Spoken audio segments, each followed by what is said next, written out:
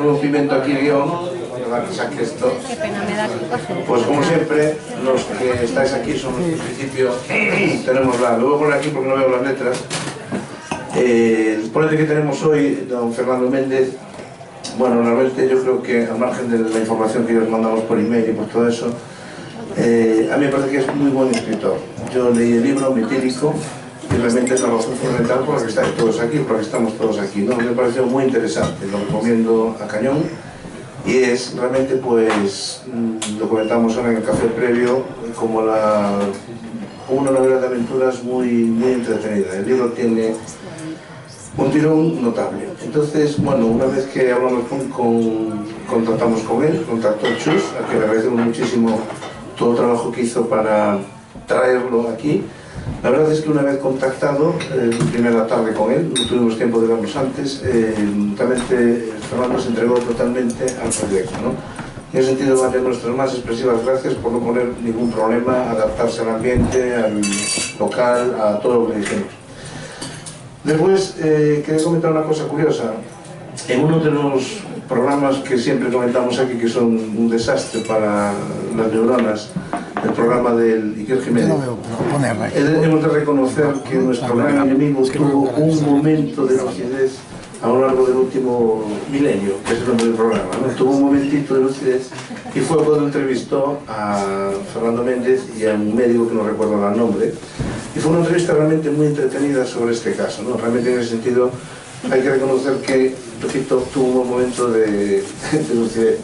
Entonces, en ese sentido, y a pesar, como siempre, nosotros somos escépticos, no fanáticos religiosos, entonces, a pesar de haber estado en el programa Escépticos, en el programa Milenio, si realmente tiene argumentos, tiene razones lógicas, tiene razón, todas estas cosas, pues oye, que venga y las exponga.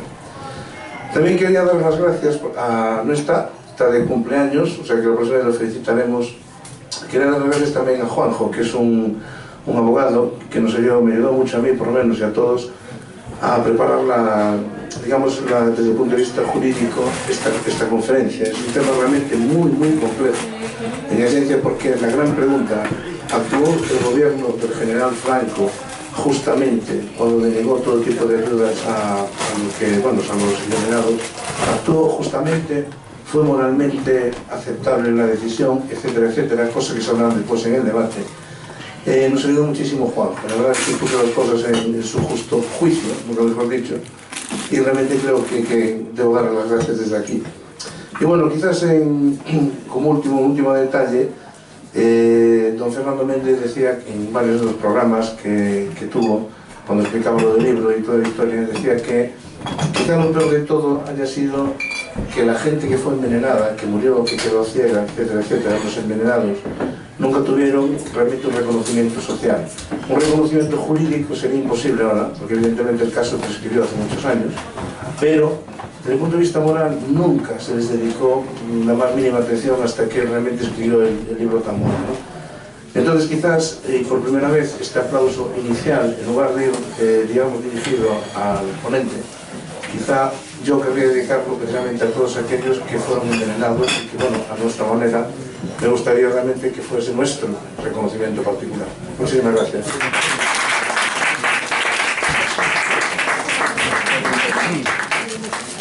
Bueno, pues muy buenas tardes. Muchas gracias, Pepe, muchas gracias, Chus, muchas gracias a todos los escépticos, por invitarme a este formato, a esta charla, porque yo creo que si algo enriquece, digamos, el convivir, el poder mantener contacto humano, por así decirlo, es que haya pensamiento crítico, que haya gente que, como vosotras, pues, y vosotros, quiera destinar un poquito de vuestro tiempo a este tipo de iniciativas, que me parece sumamente interesante y que procuraré poder asistir a muchas más a partir de ahora, ¿no? Yo hoy vengo a hablar muy gustoso de un tema que a mí me infunde muchísimo respeto, sobre todo por las consecuencias gravísimas que tuvo en su momento, y sobre todo porque yo sigo pensando que en este proceso hubo sentencia pero no hubo justicia. Y ahora os voy a explicar un poquito por qué mantengo esto y por qué lo sigo manteniendo a pesar de los años y a pesar de que me he encontrado con mucha gente que me ha intentado rebatir esto, gente que incluso ha defendido a los propios condenados, gente que ha defendido incluso en su momento al régimen político. Yo sigo manteniendo que en este caso hubo muchas lagunas. Quizás nunca se lleguen al fondo de la cuestión, nunca lleguemos a saber cuál ha sido el verdadero trasfondo del tema del metílico, pero yo me he querido aproximar a esta historia desde el máximo respeto por todos, en primer lugar por las víctimas y por sus familias, pero también por los condenados, y porque yo entiendo que desde el punto de vista periodístico tenemos que ser críticos, pero también tenemos que ser transmisores para que sea la propia sociedad la que juzgue, entre comillas, y la que opine y la que critique para bien o para mal este tipo de iniciativas, ¿no? Entonces, si os parece, quería comenzar con un pequeño vídeo que dura aproximadamente 2 minutos a modo de introducción de esta historia y luego hablamos.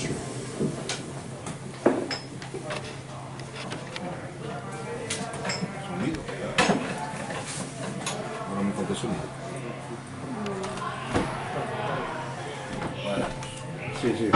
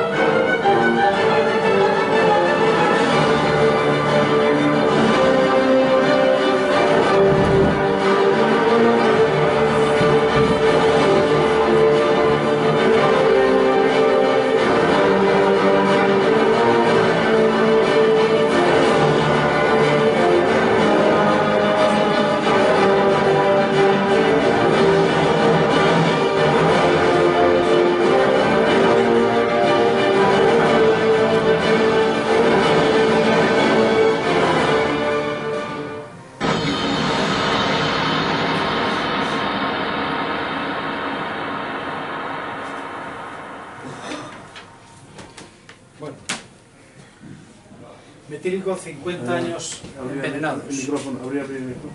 No soy yo. 50 años envenenados. Este subtítulo viene un poco a colación de lo que aconteció realmente con toda esta historia. El metílico yo lo comparo con 3 acontecimientos que ocurrieron en el siglo XX, muy importantes. En primer lugar, todos recordaréis el tema del Titanic. El Titanic fue el suceso más importante en época de paz, digamos que mayor impacto provocó. Cuando Rock Hudson, Titanic, SIDA y descubrimiento y llegada del hombre a la luna, esos son los 3 elementos. Titanic por un lado, el SIDA, cuando Rock Hudson dijo en el año, creo que fue 84, que tenía SIDA, pues yo creo que automáticamente todos en el mundo pensamos que íbamos a contagiarnos y que íbamos a tener esa enfermedad, ¿no? Porque se creó una grandísima alarma social en aquel momento y porque nadie sabía qué era aquella enfermedad. Una gran alarma social, un gran suceso, y el tercer elemento, la llegada del hombre a la luna en 1969, fue el acontecimiento mediático sin duda más importante del siglo XX. Y el metílico fue un gran suceso, creó una grandísima alarma social y fue un acontecimiento mediático, fue a partir del cual, y creo que todos podemos estar de acuerdo en ello, a partir del cual nació quizás el periodismo moderno, porque hasta ese momento, por razones obvias, evidentemente había una gran represión desde el punto de vista de la información en España, y en el año 63, que es cuando ocurre el caso del metílico, los medios de comunicación por primera vez envían prácticamente a corresponsales, a cámaras de televisión, en aquel momento a fotógrafos, y no lo envían a cualquier capital del mundo, sino que lo envían a una pequeña ciudad de provincia que era Orense, en aquel momento. Entonces estos tres elementos importantes, gran suceso, gran alarma social, gran repercusión mediática, son los que quizás son los elementos más importantes para definir lo que fue la gran tragedia del metílico. ¿Y por qué fue una gran tragedia? Yo siempre comparo estos grandes sucesos y acontecimientos que ocurren en el mundo con un accidente de avión. Yo recuerdo en una ocasión que había venido a Ourense un piloto que llevaba 40 años enseñando digamos, sus dotes de piloto, dando clases, y que luego en la reserva, ya retirado, daba clases a la gente de miedo a volar, ¿no? Para quitar el miedo a volar. Entonces él siempre decía que los accidentes de avión se producen por diferentes circunstancias, y es como si hiciéramos lonchas de queso gruyère, las pusiéramos una al lado de otra, y a un lado ponemos el avión que entra por uno de los agujeros y tiene que salir, ir atravesando agujero a agujero para salir por el otro lado de las lonchas, ¿no? Entonces dice que un accidente aéreo no es solamente una causa, son muchas causas. Por ejemplo, puede ser mal tiempo, atravesamos la primera loncha, fallo humano, atravesamos la segunda loncha, fallo de la torre de control, así hasta que se produce la catástrofe aérea, ¿no? Y con el tema del metílico pues ocurrió un poco lo mismo. Yo os decía antes que fue una historia donde hubo sentencia pero no hubo justicia por tres aspectos fundamentales. El primero de ellos, que los condenados no cumplieron la condena, los años de condena a la que fueron condenados. Hubo algunos de ellos que fueron, digamos, imputados apenas de 20 años de cárcel y no llegaron a permanecer más que 2 o 3 años en prisión. En segundo lugar, las víctimas no cobraron una sola peseta en aquel momento de las indemnizaciones millonarias a las que fueron condenadas las empresas que estuvieron implicados y los propios acusados. No llegaron a ver ni un duro, ni las propias víctimas, muchos de ellos que quedaron ciegos, los muertos evidentemente sus familiares, pero nadie cobró indemnización. Y en tercer lugar, el aspecto quizás político, el aspecto importante también porque el gobierno miró para otro lado, tuvo una gran responsabilidad, y ahora vamos a ver por qué, y sin embargo, digamos, no asumió digamos, la responsabilidad subsidiaria que podía tener el Estado para poder indemnizar a las víctimas, y miró para otro lado. Es decir, estos tres elementos que yo he ido conociendo a medida que me iba metiendo en la historia, porque cuando yo, digamos, conocí esta historia de manos del fiscal Fernando Seoane, que en el año 92 era el fiscal jefe de la audiencia de Ourense, pues lo único a lo que yo me aproximé inicialmente fue un suceso grave, importante, que ocurrió en la década de los 60, donde murió mucha gente, donde otros muchos quedaron ciegos, oficialmente 51 muertos y 9 ciegos, y bueno, no dejó de ser más que un delito contra la salud pública de unos bodegueros que pusieron en circulación unas bebidas contaminadas con alcohol metílico que provocaban ceguera y posteriormente provocaban la muerte. Pero claro, yo, al decirme el fiscal Fernando Seoane, yo de aquellas cubría información judicial para el Faro de Vigo, y al preguntarle yo cuál había sido a lo largo de toda su dilatada trayectoria como fiscal el caso que más le había tocado el corazón, por así decirlo, que más le había impactado, él me dijo el caso del metílico, ¿no? Y yo no tenía ni idea, yo no sabía lo que era el metílico, entre otras cosas porque quizás interesó, o hubo desidia, o hubo dejadez, o no sé por qué motivo, pero durante más de 30 años este tema quedó completamente soslayado, completamente dejado, completamente oculto.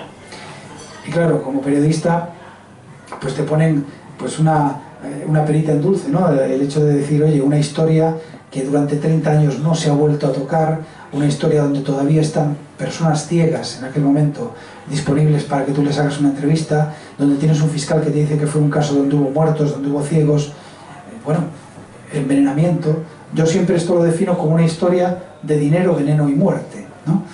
Y claro, automáticamente, yo recuerdo que aquello debió ser un miércoles, cuando yo hablé con él, ese fin de semana publiqué un reportaje en el Dominical de Faro de Vigo, pero yo sentía que ahí había mucho más material para poder hacer algo más, ¿no? Sobre todo porque me empecé a dar cuenta de que había una injusticia tremenda con mucha gente que lo había pasado mal, con mucha gente que eran, bueno, no tuvieron absolutamente ningún tipo de culpa y su gran error, por así decirlo, su gran pecado fue tomarse simplemente una copa de licor café o una copa de aguardiente y al día siguiente aparecer muerto o al día siguiente aparecer ciego, pues es desde luego una grandísima injusticia, por no decir alguna palabrota, ¿no?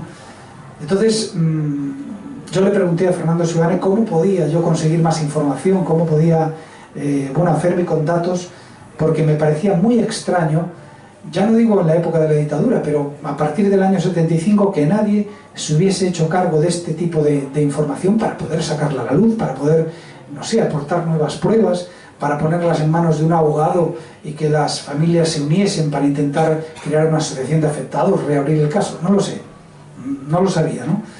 Y entonces él me dijo, mira, podemos hablar con el presidente de la audiencia, creo que el sumario debe estar por los sótanos de aquí del Palacio de Justicia de Ourense, y si lo encuentras, bueno, pues imagino que ahí puedes tener datos, información, empezar a contactar con gente.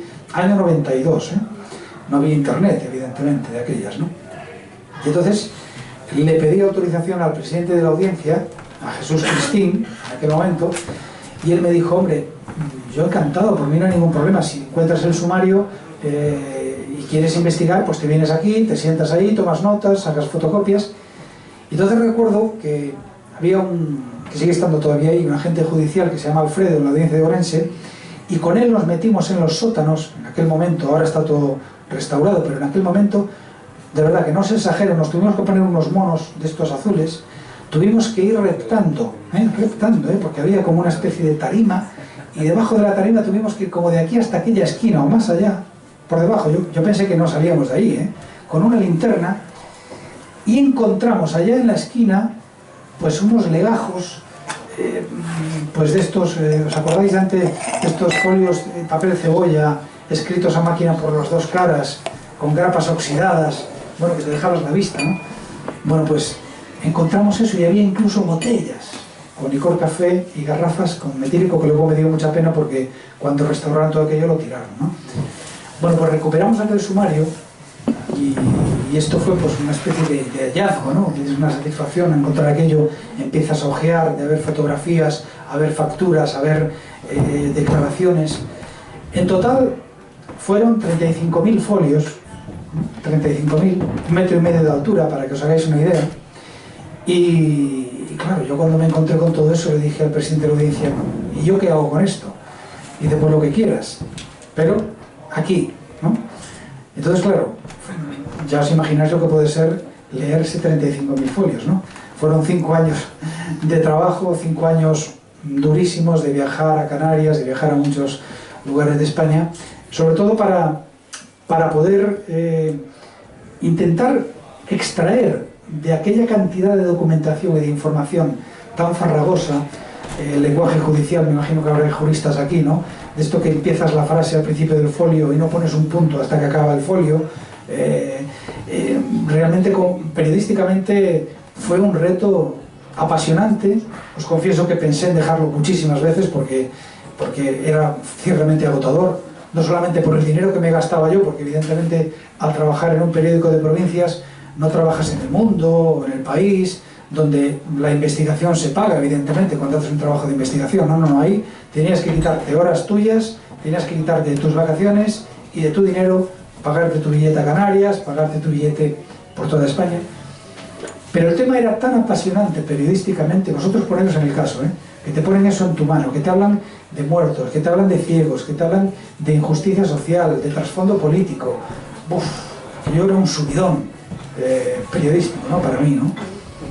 Y entonces, a lo largo de 5 años, y con la ayuda inestimable del fiscal Fernando Seoane, porque si no fuera por él, evidentemente yo jamás podría haber terminado esta historia, bueno, pues empecé a descubrir partes ocultas de toda una trama que a mí se me antojaba que era mucho más que un delito, un simple delito contra la salud pública, por el cual unas personas tomaban una copa de licor café y se intoxicaban, ¿no? ¿Por qué? Pues porque es algo tan cercano y de tanta alarma social.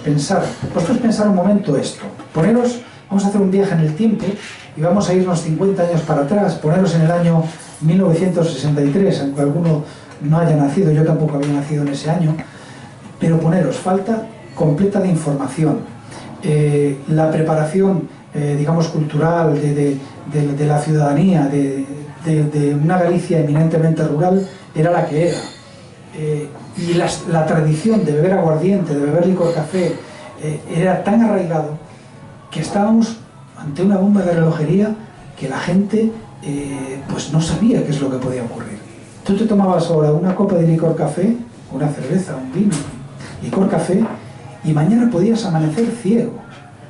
Es que es muy fuerte, pensaros en eso. De ahí el tema del SIDA. Porque cuando saltó la historia en la primavera del año 1963 y se publicó la primera noticia en la prensa, curiosamente la publicó Faro de Vigo, y la publicó relacionada con unos marineros de Lanzarote que habían muerto y que habían quedado ciegos, imaginaros, por beber ron, que llamaban ron, y esa aguardiente de caña adulterada. Cuando saltó esa alarma y se empezó a tejer, digamos, toda la trama, y se supo de dónde había llegado a Canarias ese ron, ese aguardiente, y se supo que era de Galicia, y se supo que había llegado a través de Vigo, de un barco, y se supo que a Vigo había llegado a través de una bodega de Ourense, que era donde estaba la cuna del veneno. Bueno, pues cuando empezó a soltar esa alarma social, cuando a los pocos días empezaron a morir marineros en otras provincias, cuando empezaron a morir campesinos en Galicia, entonces ya la alarma social era imparable. Entonces la gente empezaba a preguntarse: oye, eu tomei onte unha copiña de licor café, vou quedar cego, vou a morrer, dinllome un neno un pouco de pan mollado no licor café. Eso fue tremendo. Empezaron a salir en las portadas de todos los medios de comunicación noticias alarmantes. Las bodegas que no habían participado en esta compra de licor de baja calidad ponían anuncios para evitar la quiebra. Es decir, si nos ponemos en aquella circunstancia, nos damos cuenta que la alarma social fue tremenda. Pero ¿cómo surge todo esto del metílico? ¿Por qué? ¿Por qué a unos bodegueros se les pasa por la cabeza en un momento dado elaborar estas bebidas, sabiendo o no sabiendo, eso lo vamos a ver ahora, que pueden causar ceguera y que incluso pueden causar la muerte de muchas personas? ¿Por qué hicieron esto? El origen de todo esto está en una persona que se llamaba Rogelio Aguiar Fernández, que fue el verdadero precursor, digamos, de esta tragedia. Rogelio Aguiar era un bodeguero que se había hecho con una bodega del barrio del Puente de Ourense, pues quizás de malos modos, ¿no? Había conseguido hacerse con esa bodega estrangulando al dueño de la bodega con deudas. Es decir, él le vendía alcoholes, le vendía pinos, le vendía ron y ginebra, y a base de darle esa materia prima, bueno, el hombre contrajo con él una serie de deudas, no le pudo pagar y le dejó la bodega, digamos, en prenda, por así decirlo, ¿no?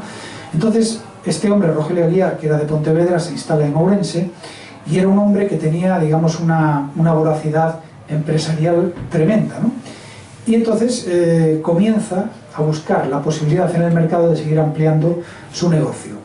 Pero él lo que quería era conseguir grandes márgenes. Y entonces se entera que hay un alcohol que le llaman isopropílico, que es un alcohol muy barato, y entonces decide comprar unos cuantos miles de litros de este alcohol y elabora bebidas y elabora vinagres para conservas.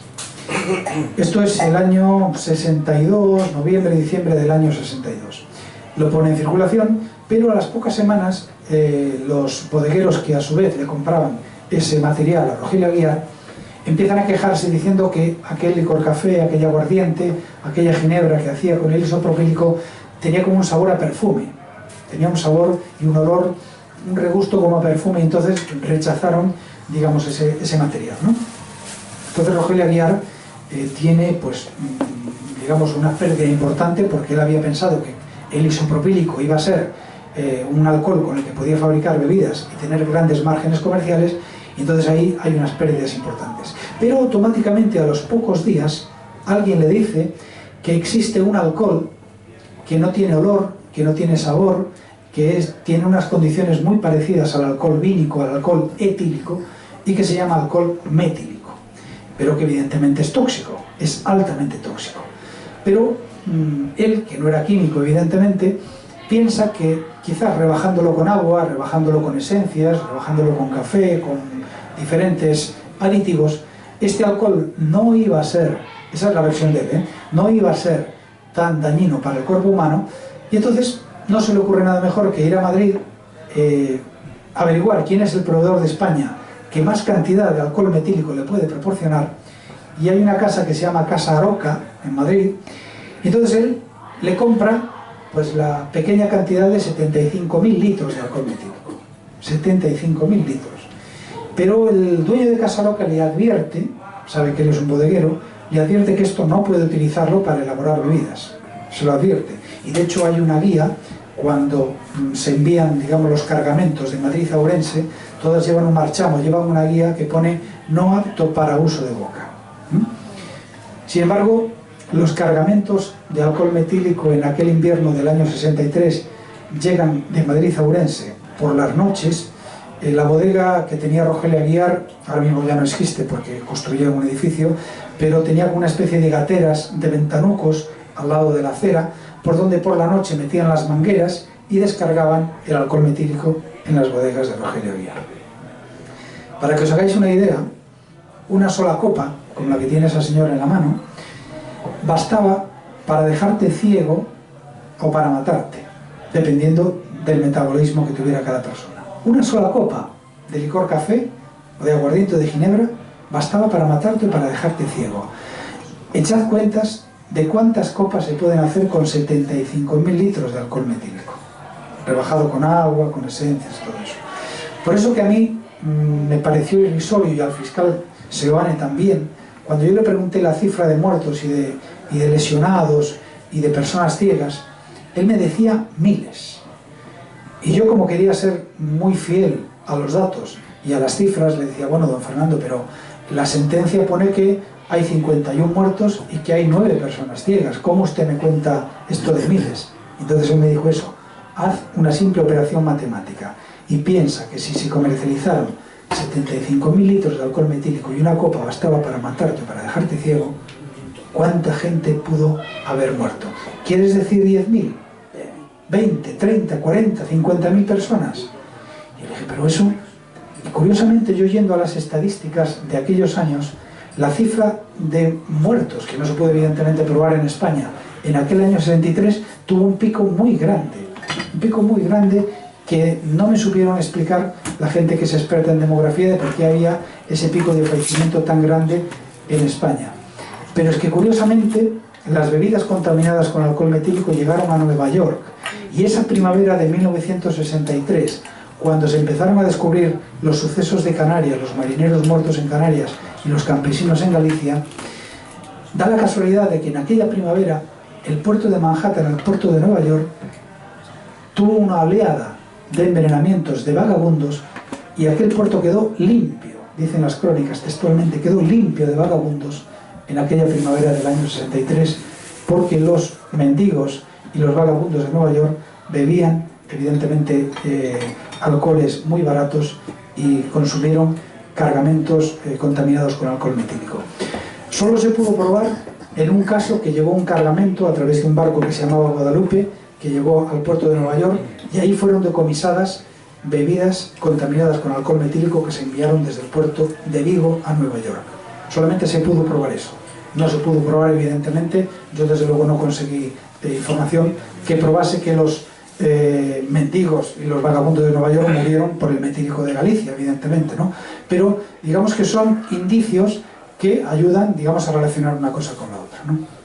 Pero volvamos al momento inicial en que Rogelio Aguiar trae ese cargamento de Madrid, esos 75.000 litros, a su bodega de Ourense. Él empieza a elaborar licores, fundamentalmente aguardiente de caña, ron, ginebra, licor café, y también teje una red entre 7 o 8 bodegueros de su confianza, a los que vende materia prima, es decir, el propio alcohol metílico, para que a su vez ellos elaboren bebidas. ¿Dónde está quizás el conocimiento por parte de todos ellos? Pues para que os hagáis una idea, el alcohol metílico, el litro de alcohol metílico valía 14 pesetas. 14. Y el litro de alcohol etílico, el bueno, valía 30 pesetas. Evidentemente, si tú te dedicas al tema de los alcoholes y eres bodeguero, si alguien te quiere vender un alcohol que vale mucho menos de la mitad, hombre, puede ser que quiera hacer contigo tener un detalle, pero si tú te dedicas a eso, tienes que sospechar que eso muy bueno no puede ser. 14 pesetas frente a 30 pesetas. Sin embargo, ellos cogieron esos cargamentos, elaboraron bebidas, también igual que Rogelio Aguiar, y pusieron en el mercado toda esa serie de bebidas contaminadas, yo creo que aproximadamente entre finales de enero, principios de febrero del año 63. Creo que debió ser el 17 de marzo, 18 de marzo, se producen las primeras muertes en Canarias y a partir de ahí se desencadena todo. Pero, curiosamente, y ha tenido que venir de Canarias la información, hay una persona en toda esta historia que tiene, digamos, la importancia tan grande que pudo tener el fiscal Fernando Seoane y el juez instructor del caso, que muchos lo conoceréis, José Cora, que fue valedor do Pobo, recordaréis a José Cora. Bueno, pues José Cora fue el instructor de la causa del metílico, ¿no? Bueno, pues hay una tercera persona que fue casi tan importante como ellos, porque fue la que dio la primera voz de alarma del tema del metílico. Y fue una mujer, año 63, fue una farmacéutica que se llamaba María Elisa Álvarez Ovalla, que era asturiana de Villaviciosa. La historia de esta chica ya merecería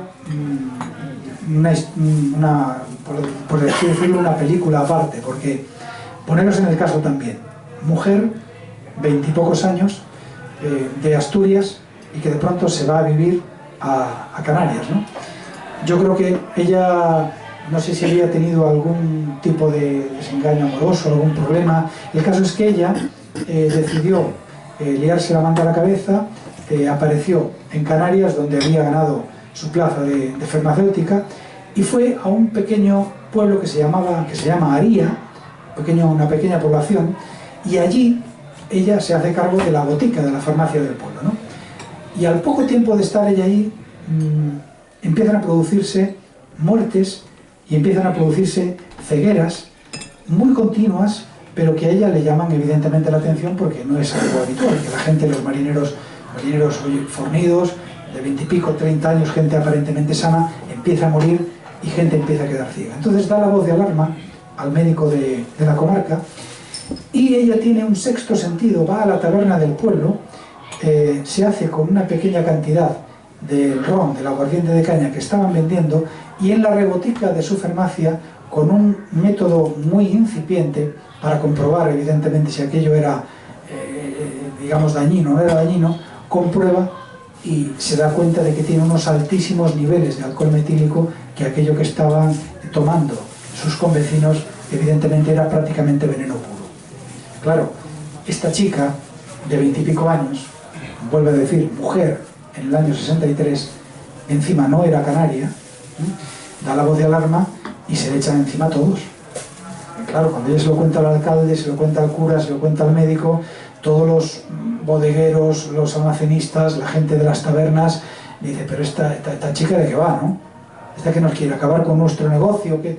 Bueno, hasta le intentaron quemar la propia farmacia, ella fue amenazada incluso de muerte. Hay una anécdota muy curiosa que yo no cuento en el libro, y es que cuando yo intenté contactar con ella, yo no pude hablar con ella, nunca llegué a hablar con ella, y ella falleció en el año 2010, pero sí pude hablar con una hermana de ella, y cuando yo la llamé por teléfono cuando estaba haciendo esta investigación, la hermana, llorando, me dijo, por favor, deje este tema porque mi hermana lo ha pasado tan mal en su vida, por favor, no vuelva a tocar este tema, ¿no? O sea, fijaros hasta el punto que esta mujer tuvo esa valentía, luego al final, al cabo de unos años, recibió un premio por ello, pero la soledad de ser mujer en aquella época, no ser canaria, estar en un pueblo donde sufres presiones por todos lados, pero ella dijo, no, yo tengo que seguir adelante con esto porque aquí está muriendo gente, ¿no? Y puso esto en conocimiento del juez, de Arrecife, y a partir de ahí empezaron a investigar y efectivamente se comprobó que aquello era tóxico y que aquel cargamento de bebidas contaminadas con alcohol metílico había llegado desde la península procedente del puerto de Vigo. Y aquí llega el enlace de otra empresa muy importante que también tiene que ver mucho con el caso, igual que Rogelio Aguiar. Y la empresa se llama Lago e Hijos, de Vigo. Una empresa que le compraba también materia prima a Rogelio Aguiar y que a su vez elaboraba bebidas contaminadas. Y de esta empresa, de Lago e Hijos, fue de la empresa a la que se hicieron los envíos de bebidas contaminadas con alcohol metílico a Canarias. Con lo cual, cuando esta alarma social se produce, se publica en el Faro de Vigo la primera noticia y a continuación empiezan a sucederse una serie de muertes en Canarias, en las 4 provincias gallegas, en otros puntos de España, y aquello era prácticamente imparable. La alarma social cunde, lo que os decía antes, la gente no sabe si se va a morir al día siguiente, no sabe qué es lo que le va a pasar, y el fiscal Fernando Seoane, con el juez Cora, empiezan una incipiente investigación para intentar, de alguna manera, parar aquella epidemia que no se sabía, porque los médicos rurales pensaban que eran aneurismas cerebrales, pensaban que era un ataque de meningitis, pensaban que una serie de circunstancias que primero era imposible hermanar los dos acontecimientos de Canarias y de Galicia porque no se sabía el nexo que había entre esos dos lugares. Y luego que la gente de pronto moría del día, de la noche al día con tremendos dolores intestinales y no se sabía qué es lo que ocurría. Curiosamente, y hago un pequeño inciso, sin ellos quererlo, ¿sabéis quiénes fueron unos grandes aliados de los bodegueros? Muchas de las familias de las víctimas. ¿Y sabéis por qué? Pues porque no querían reconocer que su familiar había muerto el día anterior por haber bebido bebida alcohólica. ¿Por qué? Pues por el purito ese de decir, bueno, ¿qué pasa? Que era un bebedor habitual, era un borracho, era tal. Muchas familias no quisieron reconocerlo y muchas personas fueron enterradas con veneno en sus entrañas sin que se supiera nunca que fue por culpa del metílico, porque las familias en un primer momento no querían, digamos, dar ese tipo de información. Entonces, a las pocas semanas de eso, se decreta el decomiso de todas las bebidas que pudiera haber relacionadas inicialmente con la Casa Lago de Vigo y con la casa de Rogelio Aguiar, con la bodega de Rogelio Aguiar, y a partir de ahí empiezan pues a surgir todos los contactos, esa red clientelar que había tejido Rogelio Aguiar, empiezan a salir a la luz y es un trabajo ímprobo, son miles, cientos de miles de botellas que tienen que decomisar en toda España. Y se decreta juzgado especial para conocer de esta causa en toda España, el juzgado de Ourense, donde estaba José Cora, ¿no? Y a partir de ahí sigue la instrucción, se producen las primeras detenciones, detienen a Rogelio Aguiar, detienen a su mujer, María Ferreiro, que es la única mujer implicada en este proceso. En este caso hubo 11 procesados y entre ellos eran 10 bodegueros y una mujer que era la esposa de Rogelio Aguiar.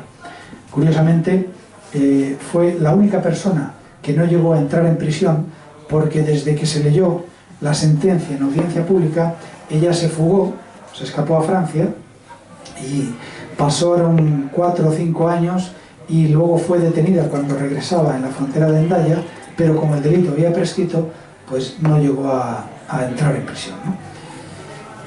Entonces, se producen estas primeras detenciones y cuando se empiezan a decomisar todas estas botellas, porque al final eran unas marcas, ponían unas marcas estilo ron antillano, o sea, unas marcas, un marketing incipiente, ¿no?, para intentar vender, y la gente seguía muriendo y la gente seguía quedándose ciega, ¿no? Ponerlos en esa circunstancia, ¿no? Y ahora os voy a contar un hecho que a mí fue quizás el que más me impactó cuando yo empecé a investigar esta historia, porque al margen de los muertos, al margen del proceso judicial, y al margen de los números, aquí hay una realidad humana. Aquí hay gente que se ha quedado ciega de la noche al día. Y os voy a contar un detalle que fue la entrevista, yo creo que la entrevista más emotiva que hice yo en mi vida, porque fue a la última persona viva que quedaba ciega del caso del metílico. Este era un señor, yo cuando lo entrevisté tenía 87 años aproximadamente, vivía en Cenlle, en un pequeño pueblo de Cenlle que se llama Apena, y este era un señor corpulento, de 1,80 m y tantos, fuerte, con unos ojos azules preciosos, y yo cuando me lo encontré en su casa, la casa de la aldea, de esta con la balconada, ¿no? Me contaba cómo fue la última vez que él vio la luz del día, ¿no? El señor tenía una tienda que la atendía con su mujer y con sus 6 hijos, creo que tenían 6 hijos. Y entonces, un día, pues resulta que él tenía por costumbre desayunar unas galletas con una copa de licor café, ¿no? Entonces, ese día lo hizo, como cualquier día. Habían comprado una partida nueva a una empresa licorera diferente que le había suministrado el día anterior un bidón a granel de licor café. Y el hombre, pues, se lo tomó. Y al día siguiente, cuando se levanta, estamos hablando del mes de abril del año 63, primavera, se levanta, sale al balcón de su casa y ve todos los campos nevados. Entonces él, que era muy bromista, llama a su mujer, que se llamaba Rafaela, y le dice: Rafaela, ven corriendo que esta noche cae una nevada tremenda, mira qué nevada ha caído. Era muy temprano y la mujer, como sabía que era bromista, sabía que le estaba haciendo una broma, pero se levantó refunfuñando, salió al balcón a su lado y vio que todos los campos estaban verdes. Entonces le echó la bronca, que no la dejaba dormir, y la mujer se volvió a la cama. Y el hombre, ya con un dolor de estómago, dolor de barriga bastante fuerte, se fue hacia el baño, que estaba al final del pasillo del balcón, y al entrar en el baño dice que se empezó a afeitar y me comenta que la última imagen que él recuerda en su vida es que dentro de aquel cuarto de baño empezó a nevar, empezó a haber copos blancos de nieve que caían, y que la última imagen que él recuerda es su rostro reflejado en el espejo mientras se está afeitando, y que automáticamente se hace una luminosidad absoluta y de pronto ¡fum!, la oscuridad total. Y nunca más volvió a ver. ¿Qué ocurrió? Se le quemó el nervio óptico, que es a donde primero afecta el alcohol metílico. El alcohol metílico, los médicos lo sabrán mejor que yo, se transforma en un veneno al entrar en el organismo, porque se transforma en formaldehído, y ese veneno que circula por el cuerpo humano, a donde primero afecta es una de las partes más débiles, que es el nervio óptico. O sea, lo primero que te deja prácticamente es ciego, ¿no? Y es lo que le ocurrió a Emilio. Claro, a mí aún tengo hoy la piel de gallina, y mira que no he contado veces esta historia. Vosotros poneros en mi caso. Yo con la grabadora, sentado en el mismo balcón donde el hombre se había quedado prácticamente ciego. El hombre de pie, con la mano puesta en la barandilla, con esos ojos azules, y contándome aquello. La mujer a su lado, llorando en silencio, para que él no viera que estaba llorando recordando aquella historia. Claro, eso es tan impactante que como periodista dices tú: caray, esto es una injusticia, ¿eh? Una putada, si me lo permitís. Esto no debería haber ocurrido, ¿no? Y este hombre con 6 hijos, con su tienda, el delito que cometió fue tomarse unas copas de licor café, pues se le acabó la vida. Él, cuando 4 años después se celebró el juicio del metílico y fue a declarar, lo que le dijo al tribunal fue: señoría, eu non necesito falar de nada, eu único que quero que mos poña un por un aquí de diante e despois xa me arreglou con eles. Para él era la justicia, evidentemente. ¿Por qué? Porque esta gente era gente pudiente, tenía la tienda del pueblo, intentaron hablar con el doctor Barraquer, le mandaron los informes a Barcelona, de aquella Barraquer era un oftalmólogo muy reconocido, y Barraquer le dijo, después de ver los informes, que no se preocupase, que excusaba ir a Barcelona porque no había solución para su mal. Si algún día la ciencia avanzaba, mejoraba y había algún atisbo de intentar solucionar su problema, ya lo llamarían. Pasaron 40 años y nunca llamaron a Emilio, evidentemente. Curiosamente, uno de los primeros sitios donde lo ingresaron fue aquí en Santiago, y uno de los médicos que lo atendió fue García Sabel, uno de los hombres que atendió a Emilio. Pero evidentemente nada. Emilio quedó ciego para toda su vida.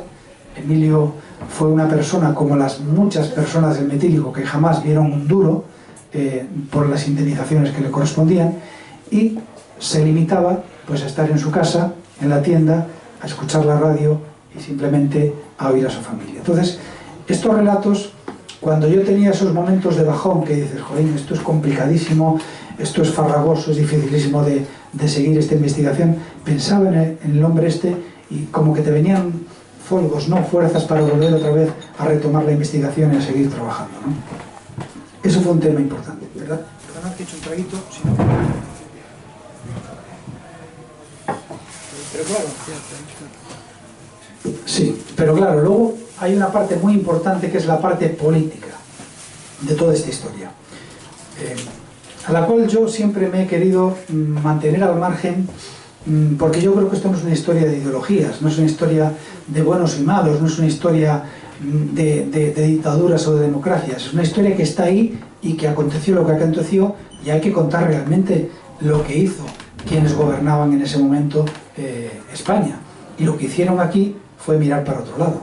Eso está clarísimo y está acreditado, y Fernando Seoane lo tenía muy claro, y por lo que os voy a contar ahora os vais a dar cuenta de que sí. Fernando Seoane, que era de Ferrol, era compañero de carrera de Fernando Herrero Tejedor. Sonará el nombre de Fernando Herrero Tejedor, que es el padre de Luis Herrero, del periodista. Bueno, pues Fernando Herrero Tejedor era fiscal del Tribunal Supremo en aquel momento, y cuando el juez Cora y el fiscal Seoane empiezan a mover los hilos para intentar averiguar cómo era posible que un bodeguero trajese 75.000 litros de un veneno y lo metiese en una bodega sin que ahí no hubiese ningún tipo de control, sin que nadie supervisase nada, permitiendo que aquellos toneles de veneno convivieran con las cubas de vino, con las cubas de licor café, y que no hubiese ningún tipo digamos, de control administrativo, Fernando Seoane y el juez Cora pidieron información al sindicato vertical de industrias químicas en su momento, es decir, a las autoridades relacionadas con los temas de agricultura, con los temas de sanidad, con los temas que tuvieran que ver algo con la industria del vino. Cuando empezaron a hacer esas preguntas incómodas a Madrid, que quedaba muy lejos, sobre todo Ourense, una ciudad de provincias que no importaba y que no pintaba prácticamente nada, al igual que Galicia en su momento, pues digamos que se sobresaltaron un poco. Además, en aquel momento ya los periódicos, incluso de Madrid, recomendaban que no se tomaran bebidas alcohólicas de Galicia. Había en publicaciones el puente romano de Ourense con una calavera, es decir, estaban haciendo muy buena publicidad de Galicia, ¿no?, en Madrid en aquel momento. Y además, curiosamente, en aquel momento nacía lo que era una de las primeras denominaciones de origen vitivinícolas de España, que fue la del Ribeiro, que nació precisamente aquel año, ¿no? Bueno, pues aquel año, en aquella época, era, digamos, muy incómodo que saliese al exterior internacionalmente noticias relacionadas con España desde el punto de vista negativo, hablando de envenenamientos, hablando de muertes. ¿Por qué? Porque aquella era la época del famoso eslogan del Spain is different. Ese fue el momento. Empezaban a llegar suecos, alemanes, ingleses a Torremolinos, a Benidorm. Empezaba quizás España a abrirse un poquito, digamos, internacionalmente, y la mejor vía para abrir ese mercado de España era el turismo. Entonces resultaba muy incómodo que un fiscal o un juez de provincias estuvieran tocando las narices con un tema que al final se iba a ventilar como un delito contra la salud pública, unos cuantos muertos, unos cuantos ciegos, total eran campesinos, total eran marineros, ¿qué más daba, no? Entonces, en ese momento, llama Fernando Herrero Tejedor a Fernando Seoane, lo llama a capítulo a Madrid, para preguntarle y que le contara a ver qué era toda esa historia del metílico, hombre, qué pasa con el tema del metílico, ¿no? Y entonces, Fernando Seoane me contaba, las muchas tardes que yo me pasé con él en su salita y en su mesa camilla, hablando de todo este tema del metílico, que Fernando Herrero Tejedor le hizo una encerrona, y él me decía Fernando Seoane, mira, fue compañero mío de carrera, yo lo quería muchísimo, pero eso no se le hace a un amigo. Lo que me hizo él no se le hace a un amigo. Porque dice que llegó allí, al Tribunal Supremo, a la Fiscalía, y entonces dice, yo llego allí y me encuentro en una mesa grandísima de estas de caoba, con 20 abogados fiscales a los lados, me sientan en una esquina, y de pronto abren la puerta allí, y entra Fernando Herrero Tejedor, y me dice, A ver, Fernando, a ver, hombre, cuéntame qué es toda esta historia del metílico. A ver, cuenta a estos señores y a mí, cuéntanos qué pasó con todo esto. Entonces Fernando Seoane me dice, yo entonces me puse pedante, como nunca había hecho en la vida, y les hablé en inglés, entre comillas. Les hablé en inglés porque nadie sabía del metílico todo lo que yo sabía. Nadie me podía rebatir ni una coma. Y entonces Fernando Herrero Tejedor, como vio que se veía un poco apretado, se levantó a los 10 minutos y dijo, bueno, ya veo que sabes mucho de este tema, yo te tengo que dejar, me voy, sigue con estos señores hablando y luego ya me contarás. Y dice Fernando Seoane, y me dejó con la palabra en la boca y se fue. Y en cuanto él cerró la puerta allí, dice que los 20 abogados fiscales se desnudaron y empezaron a preguntar todos, oye Fernando, ¿y esto cómo es? ¿Y entonces aquello cómo es? Y cuéntame tal, no sé qué tal. Entonces él le contó, evidentemente, las supuestas o presuntas responsabilidades que podía tener la administración del Estado en este tema. Y se volvió para Ourense. Pero a las pocas semanas, un escrito enviado desde la Fiscalía del Tribunal Supremo le dice al juez del caso que no siga investigando por esta causa porque por este motivo no tiene ninguna responsabilidad del Estado, puesto que, digamos que era imprevisible pensar que alguien pudiera ver tan desaprensivo que utilizara un veneno para elaborar productos de boca. Claro, esto es lo mismo que pensar que excusamos tener policía porque, hombre, la gente es buena y no va a haber robos, no va a haber atracos, entonces, hombre, si hay un atraco, ¿quién iba a pensar? ¿No? Esto es un poco el razonamiento que le hace en ese momento. De hecho, Fernando Seoane tiene una frase buenísima en el juicio, cuando hicimos el documental del metílico, que lo estrenamos hace año y medio, luego al final os pongo el tráiler para que lo veáis. Fernando Seoane grabó todo su informe final, que fueron 7 horas de informe del fiscal, lo grabó en unas bobinas de estas de antes, ¿no? De grabación, ¿no? Y tiene una frase que es preciosa porque yo cuando lo oía le dije, don Fernando, ¿y esta frase a qué se refiere? Y la frase es, señorías, yo no los quiero molestar más al tribunal porque de este tema, de algunos temas no voy a hablar porque es necesario podar de hojarasca este proceso ya de por sí prolijo y complicado. Podar de hojarasca. Yo le decía a Fernando Seoane, ¿qué significa lo de podar de hojarasca?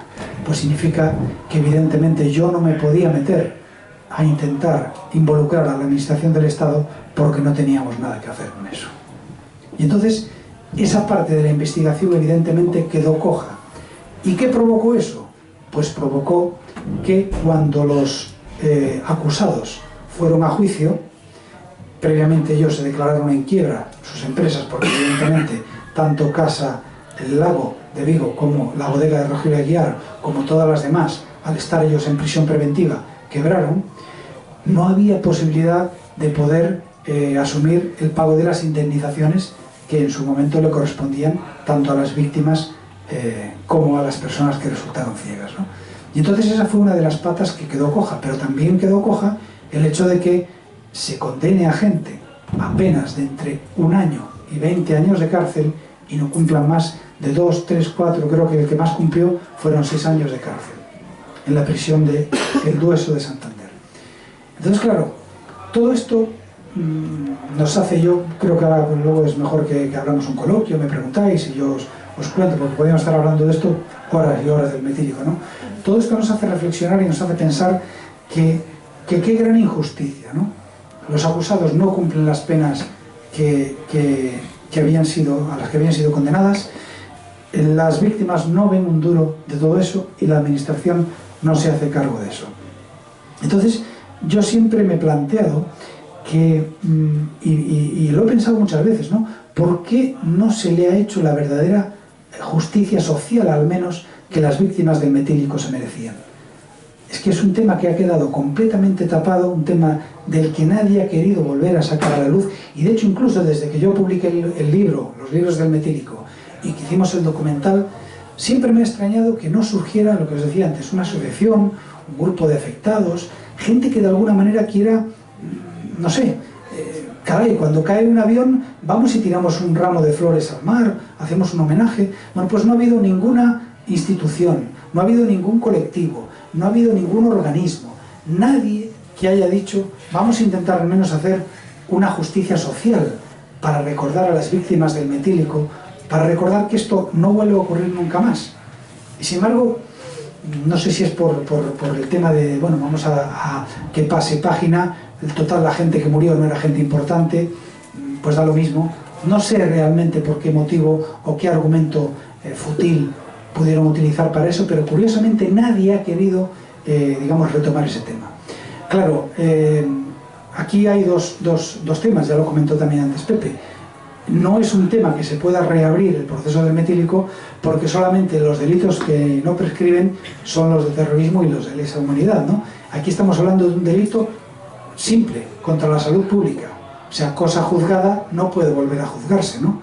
Excepto que hubiera nuevas pruebas que permitiesen reabrir esta causa. ¿Cuáles pudieran ser esas nuevas pruebas?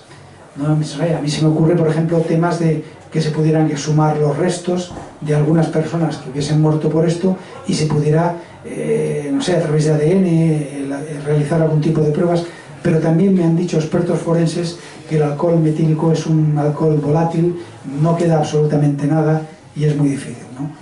Entonces, claro, lo único que nos queda es el tema de la justicia social, el hecho de que personas como nosotros, que estemos hoy aquí haciendo este pequeño homenaje, ¿no?, el cual os agradezco mucho que hayáis venido a verme y que podáis estar aquí, porque yo creo que todo lo que se puede hablar de este tema es poco, porque es una situación de tanta indefensión, es una situación tan difícil que provocó en su momento pues una dejadez absoluta y un olvido total, ¿no? Entonces, bueno, eso es un poco lo que yo, no sé si me estoy enrollando mucho.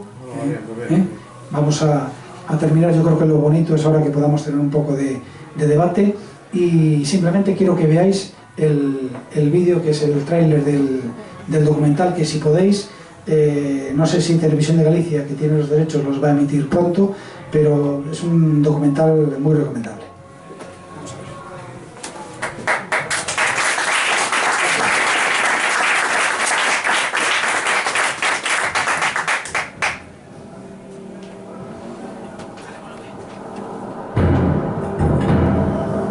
Bebidas alcohólicas causaban ceguera y causaban muerte.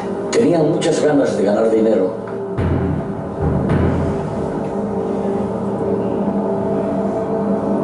Fue un envenenamiento masivo. Miles de litros, de hectolitros. Muchos de las facetas del franquismo trataron de ocultarse, probablemente esta también. Que estaban poniendo en pie una tragedia espantosa. Le llegaban cartas de amenaza. Era un veneno que se había extendido por toda la población.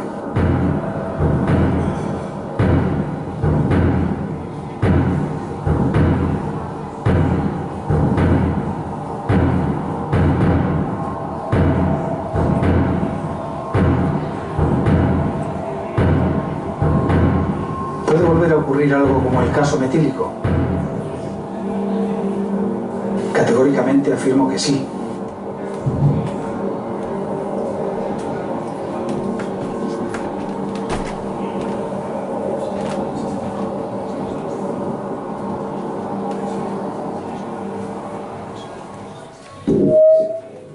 Pues ya está.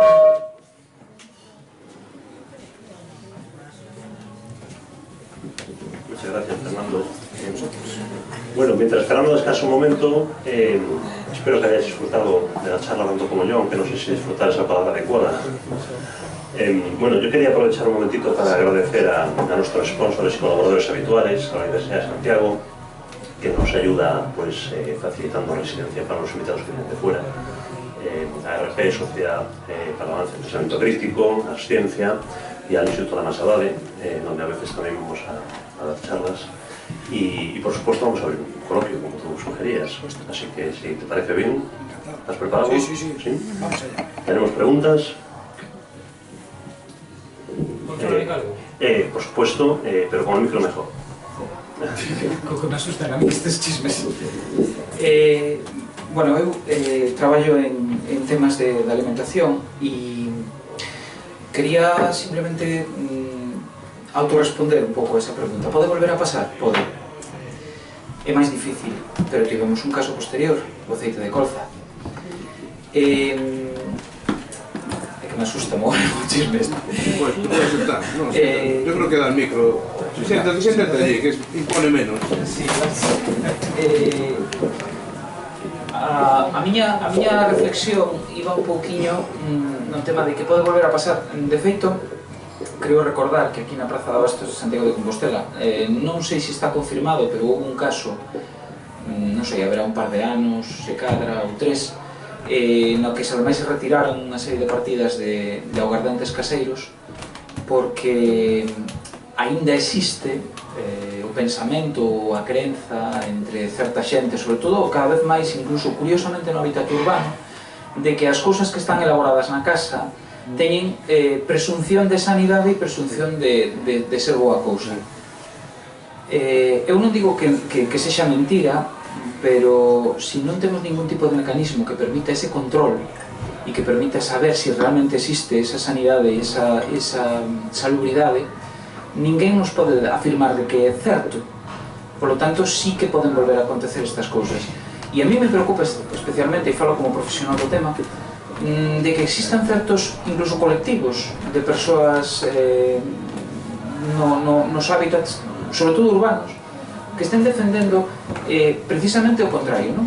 Que se volva a consumir cousas da casa porque son sanas e que esas non teñen por que levar ningún tipo de control, precisamente porque como son da casa, son boas. O problema é que, baixo a miña maneira de entendelo, as ganas de usura, ninguén está vacunado contra elas. Entonces, calquera persoa que se queira lucrar, é moi probable que poida facer cousas así. Hai un caso moi concreto que ademais vin eu mesmo como persoa e como profesional, que é a típica señora que está vendendo os ovos como se foran da casa e os están volvendo en papel de xornal, pero uns minutos antes estaba con un algodón borrándolle esas marcas de trazabilidade con un pouco de alcohol e algodón, sí, que traen por ser ovos comerciais e os están volvendo en papel de periódico para seren comercializados como se foran da casa. E entonces pode volver a pasar. Os mecanismos que hai hoxe en día probablemente non permitan da mesma maneira, pero a conciencia probablemente sí. Moitas gracias e gracias polo traballo. Perfecto, moitas gracias a ti. Pois mira, outro día, ahora que dixo dos ovos, en Ourense, que temos un entroido ao que vos convido porque é moi interesante. Na Rúa do Paseo vin un posto destos de palomitas, sabes? Palomitas que poñen estas peruzas de cartón, ¿no? Para meter as palomitas. E vin a dona do señor que estaba facendo as palomitas nas papeleiras que había enfrente rebuscando os envoltorios valeiros, facíalles así e os levaba outra vez por dentro. Entonces, aí a trazabilidade, é dicir, estou completamente de acordo contigo, non? A Asociación Galega de Empresas de Licoreiras e de Aguardentes din que o 80% dos produtos de aguardentes, de licores, todo isto que se venden e que se comercializan en Galicia non están amparados por unha denominación de orixe ni por un rexistro. O 80%, iso é alarmante. Evidentemente que eu estou completamente de acordo de que ten que haber controis, de que ten que haber, e ademais estrictos, naqueles produtos que son produtos, digamos, para uso de boca, produtos alimenticios, non? Evidente. Eso de que é da casa, eso é mellor que os que venden por aí. Estou completamente en contra de todo eso, precisamente para evitar estes temas. Pode volver a acontecer, como decía eu, pasa que aí despois cortou evidentemente o director do documental porque queda moi impactante o tema, non? Pero eu que decía que evidentemente non coa mesma magnitude de hoxe, precisamente, por qué? Pois porque a inmediatez informativa fai que un toque de clic mandas un tweet, automáticamente xa se corta eso. Pero tamén é certo que todas as semanas, ou cando menos todos os meses, siguen morrendo xente envenenada por metílico no mundo. Fai un mes, na India, morreron 38 persoas e 100 resultaron intoxicadas na India por beber bebidas adulteradas con metílico. En Sudamérica, fundamentalmente en Ecuador, en Perú, en Paraguai morre xente cada 2 ou 3 meses por este tema. Entón, evidentemente que non vai a ser coa mesma intensidade, pero sí é certo que a xente, por o tema do metílico, sigue morrendo. E o tema da colza, cal é, digamos, a comparación da colza e do metílico? Pois, precisamente o que estábamos comentando, da colza había moitísima máis información. O da colza foi infinitamente menor que o tema do metílico.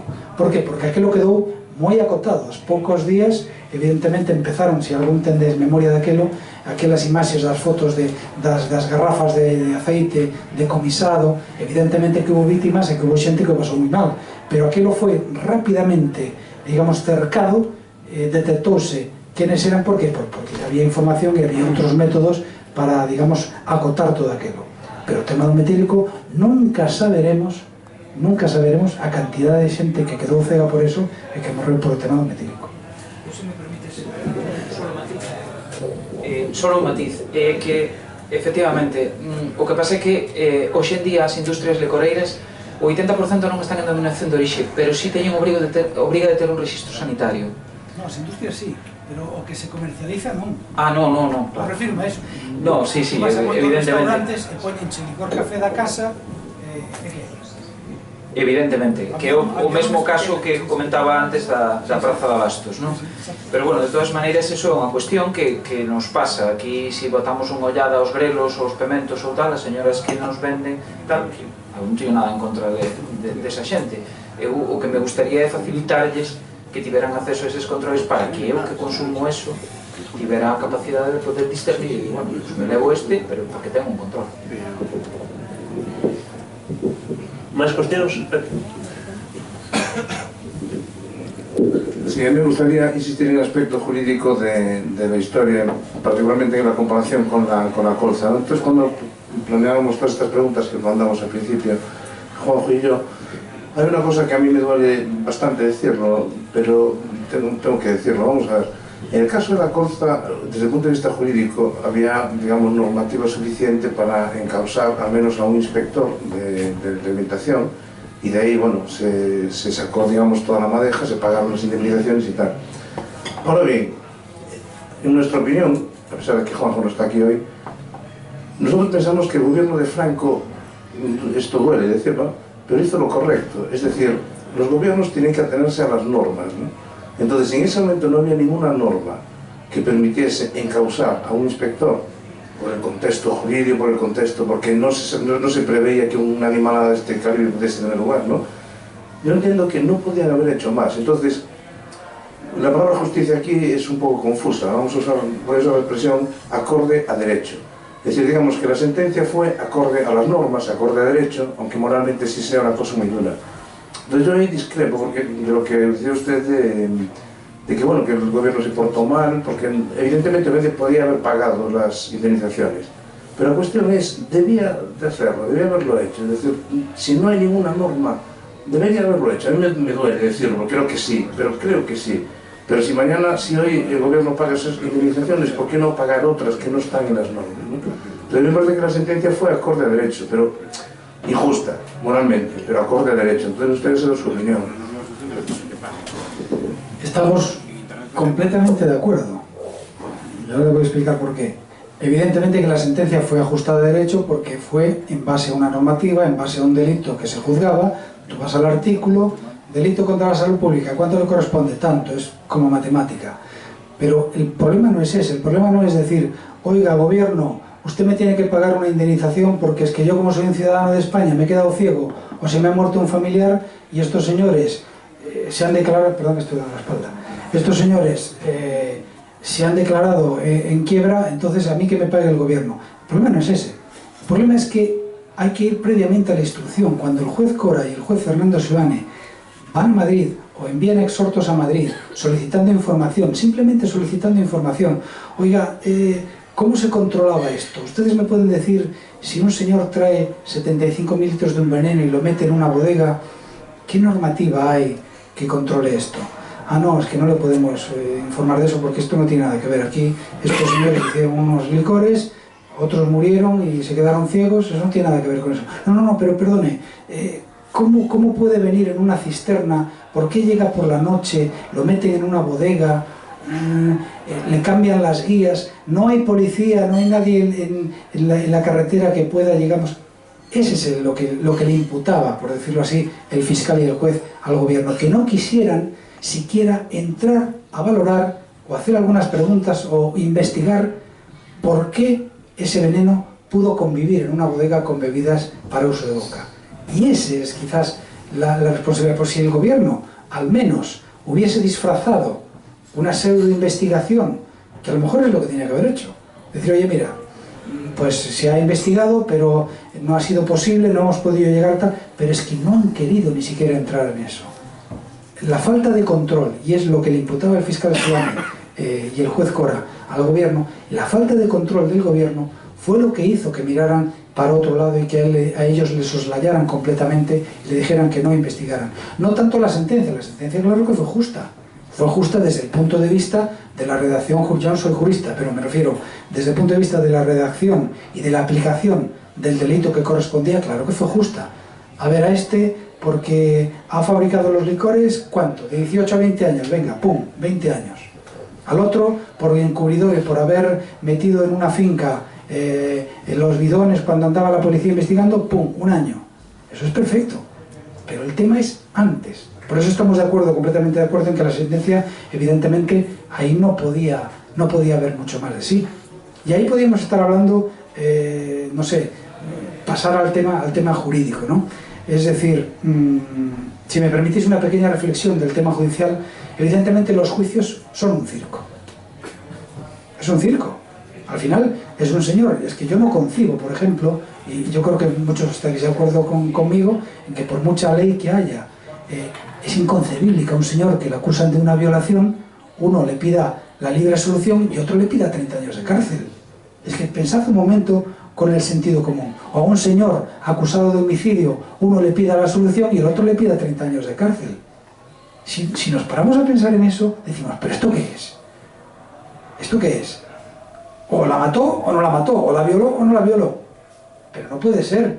Dependiendo de si yo tengo un buen abogado, entonces no la violé. Pero si el abogado es un abogado que, como algunos que me he encontrado yo, pues son del turno de oficio, y cuando yo estaba esperando para entrar a la sala de vistas a cubrir la información, venía y me preguntaba, oye, ¿eres tú el acusado? Esto me ha pasado más de una vez, ¿eh? Más de una vez, ¿eh? El tío con la toga, con el legajo. Entonces, claro, ahí sí que me caen los 30 años por violarla o por matarla. Pues claro, la justicia, yo siempre he defendido, por supuesto que tiene que ser justa, que tiene que... Pero claro, si nos lo paramos a pensar, ¿cómo es posible que uno le pida la libre absolución y que el otro le pida 30 años de cárcel? Bueno, en fin, podríamos hablar mucho de eso. Pero había en esa época una normativa escrita. Espera, coge el micro. Ay, con el micro, yo no sé. Hablo más alto. No, digo que en esa época, supongo que habrás investigado si había una normativa escrita para mover esa cantidad de litros, la forma en cómo se controlaba eso. Supongo que lo miraste, ¿no? Y había esa normativa. Claro que la había. Por supuesto que la había. Es que ahí es donde entra el quid de la cuestión de decir, oye, ¿por qué no se ha controlado esto? Había un reglamento, creo que recordar que el más actualizado era del año 1955, donde se estipulaba que todas las bebidas, que todos los elementos líquidos que fueran nocivos para la salud tenían que llevar un cuño, tenían que llevar una guía donde se ponía producto no apto para uso de boca. Y ahí es donde el fiscal Ciudadano y el juez querían incidir. Oiga, ¿cómo es posible que este cargamento con estos bidones que ponía no apto para uso de boca aparezca en una bodega que no tiene nada que ver con eso, que lo que se dedica es a fabricar vinos y licores? Claro que había esa normativa. Y por eso el fiscal quería imputar a los responsables de los sindicatos verticales o quien fuera por esa falta de control. ¿Pero qué pasa? Con el gobierno hemos topado. Ese era el problema. Claro que había normativa, pero la incumplía. Lo que pasa es que el gobierno justificaba diciendo, oye, que en un caso de estos, ¿quién puede pensar que a un desaprensivo se le va a ocurrir elaborar bebidas con un veneno? Sí, pero de todas formas podría haber llamado, efectivamente la normativa sí es así, pero un poco, evidentemente sí la había, Ahora te imaginas que la normativa ponía, si me equivoco, ponía las condiciones para transportar eso, ¿no? Eso sí, no hay ningún problema. Y en esas condiciones llegó. Tampoco hay ningún problema. El delito de estafa, de imprudencia y tal está bien puesto. El problema está en que lo que no había es lo que tenemos ahora de consumo. Es una ley muy reciente, poco antes de la Colza, ¿no? Los derechos, digamos, de los consumidores. Los consumidores podemos ir como grupo y que nos indemnicen a todos, aunque realmente murieran 3. Pero esa norma no la había. No se entendía que el consumo fuese de alguna manera. Los tíos cogieron el bidón, lo llevaron allí y por la noche, como bien explicaba Fernando, claro, con una manguerita, lo trasladaron. Por supuesto que iba no apto para uso de boca, El problema es que es muy insidioso, muy difícil, porque claro, ellos estafaron, no hay ningún problema, ¿no? Corrígeme, yo es que miramos esto muchas veces. Entonces, claro, el problema radica en si el inspector tendría, un inspector que vaya en el tren, por ejemplo, o en el camión, diría, a ver, etiquetas de esto. Las etiquetas estaban. Se trasladaba a un bidón, lo que no había era la idea de envenenamiento y de derechos para todo el mundo, para el consumo. Es un problema. O sea, es muy complicado. De hecho, ¿cómo puedes comprar semejante cantidad? Pues mira, el metílico se utilizaba para combustible de aviones, para elaborar barnices, pinturas, se utilizaba fundamentalmente para eso. ¿Qué pasa? Que era un alcohol muy barato y era volátil, era un alcohol que no tenía olor ni tenía sabor, y este hombre, Rogelio Aguiar, vio el negocio de su vida. ¿Qué ocurre? Hay que dejar muy claro que ellos no eran asesinos, ¿eh? Ellos no quisieron matar a nadie. Ellos no lo hicieron con la intención de matar, no. Lo hicieron con un afán desmedido de lucro, con la idea de beneficiarse estrepitosamente de este tema, pero no para matar a nadie. ¿Qué ocurre? Que ahí también un poco albergaba yo la duda de decir, oye, si tú tienes una bodega, a lo mejor tienes algunos amigos a los que les regalas alguna botellita, oye, mira, pues tengo esto, tal, no sé qué. Curiosamente, ninguno de los bodegueros, ni ninguno de sus familiares, ni ninguno de sus amigos se vieron afectados por el tema del metílico. Solamente un ser, y digo ser, resultó, creo que muerto a causa del tema del metílico, y ese ser fue un perro, que una vez cuando estaban intentando deshacerse de los cargamentos, cuando estaba ya la policía y la Guardia Civil investigando, pues creo que lamió un poco de lo que había caído en el suelo y ese perro murió. Pero claro, oye, tú tienes una botella y la regalas, ¿no? Tienes un licor, café, regalas. Pues curiosamente, al menos que se sepa, a mí no me consta, que ningún familiar de los bodegueros ni ningún amigo resultara afectado por eso. Pero ahora, evidentemente, ellos no tenían intención de matarlo, lo único que quisieron hacer fue un gran negocio.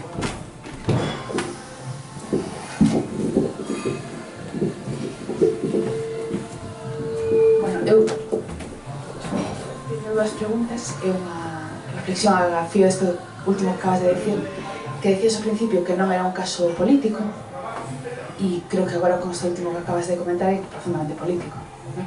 O sea, hai un goberno que oculta, hai un goberno que interesadamente non quere dar propaganda do tema por unha cuestión económica, quero decir, creo que é profundamente política a cuestión, ¿no? Eso por unha banda, e relacionado con isto tamén, ¿no?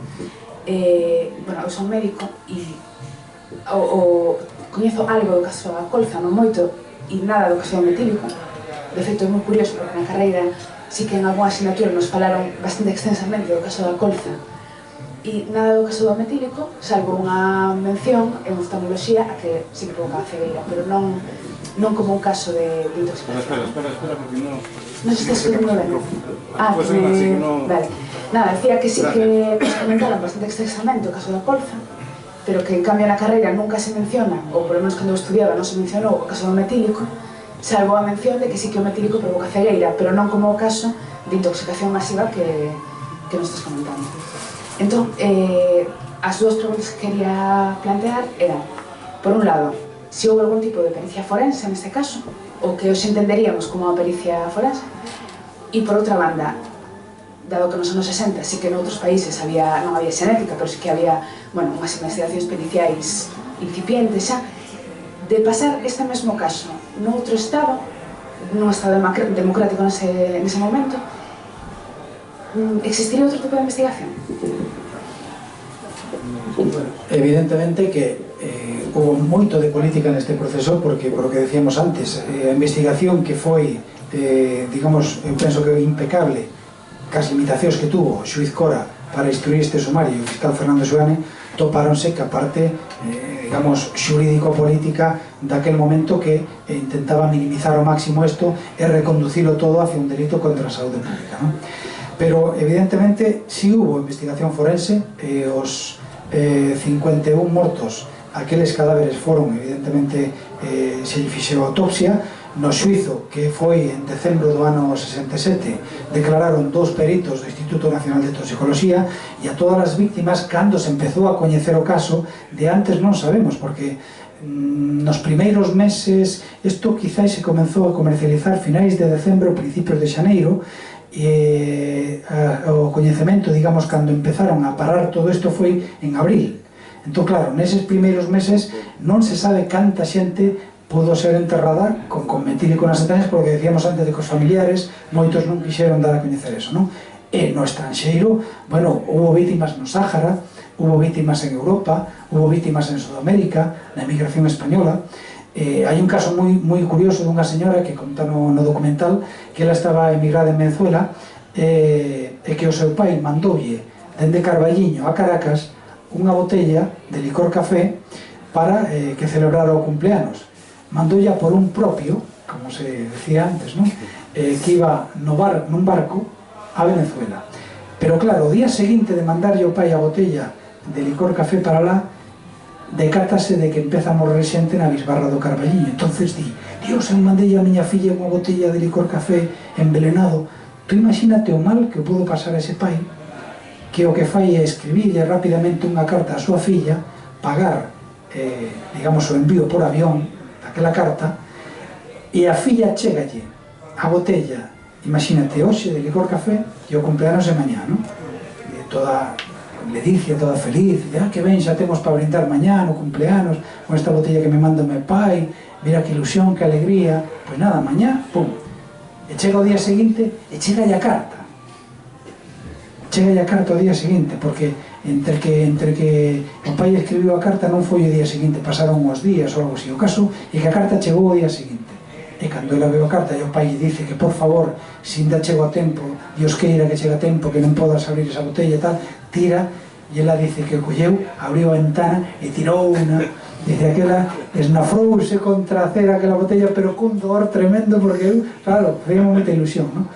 Entón, o que decías ti, caso político, se iso acontecer en outro estado diferente, en outro país, evidentemente, eu penso que se minimizaría moito máis o que aconteceu, se daría a coñecer, como penso que en calquer lugar, transparencia máxima. Oye, ninguén está libre de que poden acontecer temas así, e se tú eres un goberno, pois, con todas de la lei, colles e dices, señores, hai este tema, transparencia absoluta, comunicamos á poboación que hai este tema, e xa está, non pasa nada. Que pasa? O que decíamos antes, o trasfondo político, España non podía enviar ao exterior noticias negativas porque estaba abrindo unha vía, digamos, de financiamento importante, que era o turismo, e entón había que tapar todo eso. Ademais, isto acontecía no rural galego, acontecía en Canarias, pois nada, minimizamos o tema e xa está. Non sei se respostei. Temos tempo para unha pregunta, unha pregunta final. Nos lo dejamos ya, porque ya... Una fan, sí. É que eu son de Vigo, o meu avó tiña unha fábrica de gaseosas e esa fábrica evoluiu de fabricar gaseosas tamén a comercializar. E cando eu nací no 62, no 63 foi isto, por tanto non teño memoria. Cando eu conocín isto foi cando foi a colza. Entón, cando foi a colza na casa foi como un fenómeno catártico. E entón saliron os tres xinetes do apocalipse, dos grandes delitos vigueses, que eran o metílico, Reace e Matesa. En Vigo iso foi como moi... E eu lembro de Reace dos mortos que foron aparecendo mentre o proceso estaba en marcha, con historias de amor, o sea, hai perdidos... Podría refrescarnos a memoria sobre o proceso ese? Sobre o de Reace. Non moito de Reace, era aceite. Matesa era maquinaria textil que iba para a redondela, tiña que ver aí regojo, e o de Reace era aceite para conservas. E aí estaba Alfageme, conserveiro asturiano, ca fábrica en Bouzas, e eso tamén era de saúde, tamén viña sendo de saúde pública. Entón, o tema do total, a min isto removese así moita cousa emotiva. A miña pregunta, teño ganas de ver un documental e buscarei o libro para falarlle ao meu pai para ver si aguanta sin chorar cando lea iso, porque ali houve cegos e a xente decía, este quedou cego, este de aquí, pero claro, eu creo que o que se decía na miña casa... Ten tempo para falar, é interesante, ten tempo, tranquilo. É a última pregunta e temos tempo, si, non se acelere. É que o que se decía na miña casa destes hábitos de consumo, todo iso é moi reciente. O sea, nos anos 80 o salto que se deu na miña parroquia foi de un século. Todo iso de consumo e demais, falábase a miña abuela e miña abuela non sabía que iso de consumo. A ninguén se lle ocurría, vamos a organizarnos para algo, non, somos pobres, que imos facer nós para ir a tal? E na miña parroquia, en San Andrés de Comesaña, un dos falase aínda do xornalista de Faro de Vigo que cubriu o famoso asesinato de Comesaña. A relación que había cos xornalistas era peor que cos médicos cando chegaban a curar. Eu creo que era un problema mental, de mentalidade da xente a hora de enfrentarse a este morreu meu pai, ou morreu meu avó, ou quedou cego ou tal. Que vou facer? Son pobre, levantarme, traballar, tocoume, como me podría tocar outra historia, unha pedra da canteira, caírme encima. Total. A miña pregunta, porque se me foron aclarando varias dúbidas, no xuizo, esta xente, os Lago, a Guiar, esta señora que me parece un personaxe fantástico, que decía? Ben, moi interesante o tema dos aceites de Redondela, eso daría tamén para outra charla, Pois, no Suizo, hubo unha estrategia moi clara, todos contra Guiar. Todos, incluso a súa muller, a súa dona, tamén, contra él. Era tremenda, non? Tremenda, era unha estrategia, digamos, aparte de que era unha señora de armas tomar, según decían, non? Un dos señores que aparecía aí foi abogado dela. Inicialmente, cando estaba presa ao principio, cando estaba de preventiva, ela estuvo uns días no cárcere e ela asistiu no cárcere, pero vi e contaba que é unha señora ben posta, ben colocada, a máis era de unha situación digamos económica moi boa, e ela mantiñase incluso moito máis enteira que o propio Rogelio Aguiar os primeiros días cando foi detido, non? E Rogelio Aguiar, bueno, curiosamente era un personaje que merece tamén outra cita aparte, porque cando o detiveron estuvo uns meses no cárcere, pero despois soltaron, non? E quedou libre e dedicouse a traficar con portugueses para Francia. Nese, como tiña pouco que... Pois, curiosamente, o que facía era coller os portugueses, levábamos cara a Francia, e cando chegaban máis ou menos a ler un pouco máis alá da Canda do Padornelo, decía: "Esto é Francia, abaixo". Entonces detivérono e xa non volveu a sair do cárcere nunca máis, ata que evidentemente foi o xuízo, non? Rogelio Aguiar, perdona, pero me decías? Que decía? No xuízo, pois a estrategia, eles dixeron que eles evidentemente non quixeron matar a ninguén, cousa que evidentemente lle creemos, pero eles decían que non eran químicos, eles decían que, bueno, que lle deran por boa, os demais adegueiros que lle compraban a Rogelio Aguiar a materia prima, decían que ele lle había vendido por boa. Entón xa o implicaban a él, porque decían, non, este min díxome que era un alcohol boísimo, que era tal, que era o mellor que había, claro, moito máis barato, pero bueno, eso non entraban. Pero eles implicaban a Aguiar porque decían que él lles vendera un alcohol por boa. E a Aguiar o que decía era que, bueno, que él consideraba que eso rebaixado, que tal, pues que non tiña ningún tipo de problemática. E a súa muller, que era a que estaba ao fronte da adega cando Aguiar estaba de viaxe, que era moitas veces, co cal ela, con unha asistenta que tiña, facían tamén mesturas e facían cousas, ela decía que non sabía nada. Que ela non sabía nada, nin de mesturas, ela sabía que tiña que meter un pouco desto, un pouco do outro, pero que non eran químicos e que non sabían nada. En resumen, eles escudaban todo en Rogelio Aguiar, e Rogelio Aguiar decía que aquilo non era malo se se mesturaba con auga, con esencias. Moi difícil de justificar.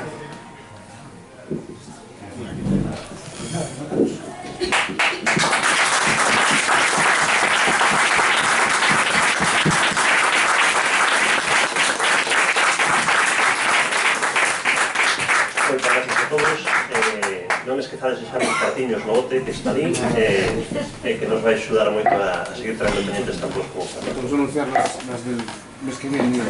Vale, muy bien. Sí, las que nos quedan por este año son 3, son en abril, pero en marzo vendrá el profesor Miguel Bastos, este que sale, bueno,